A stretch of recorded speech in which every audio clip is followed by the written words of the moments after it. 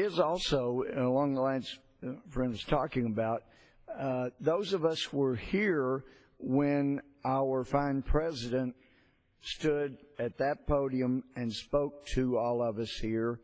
And he said in his speech that in his bill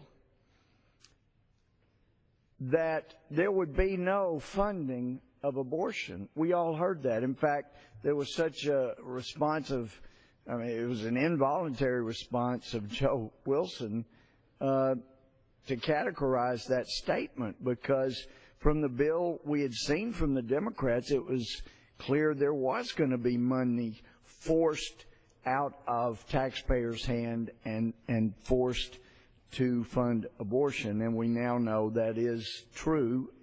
And so, you know, most of the time, the decent thing to do, if you find out that something you said was simply not true, the decent thing to do is to step up and say, you know what, Joe Wilson, you were right, but it was unintentional. I didn't mean to misrepresent anything, and so I want to set this straight.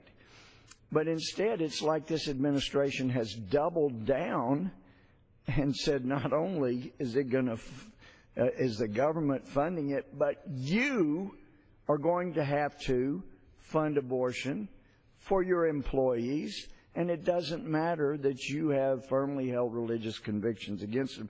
And I just wanted to mention to my colleagues, before I came to the floor, to hear the wonderful work that our friend Ms. Hartzler has been doing. Boy, is she from the Show Me State or what?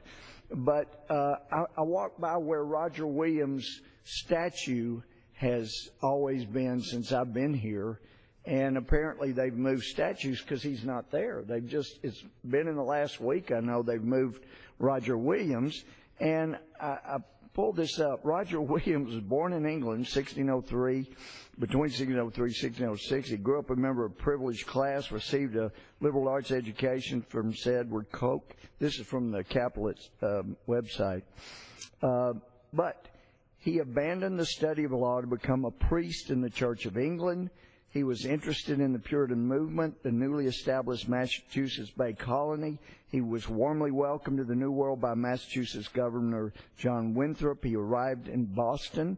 Williams was an adamant separatist and accepted a post as assistant pastor in Salem, reputedly a friendly place. However, his teachings were deemed radical, and he was banished from Massachusetts Bay Colony in 1635.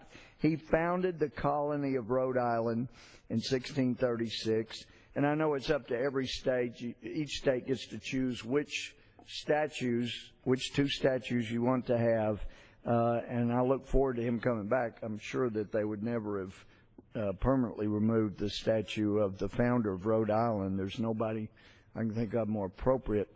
But I just thought, you know what? It probably is appropriate that a man that staked his entire life on religious freedom would not have his statue here to figuratively witness what has gone on and what has passed in this capital.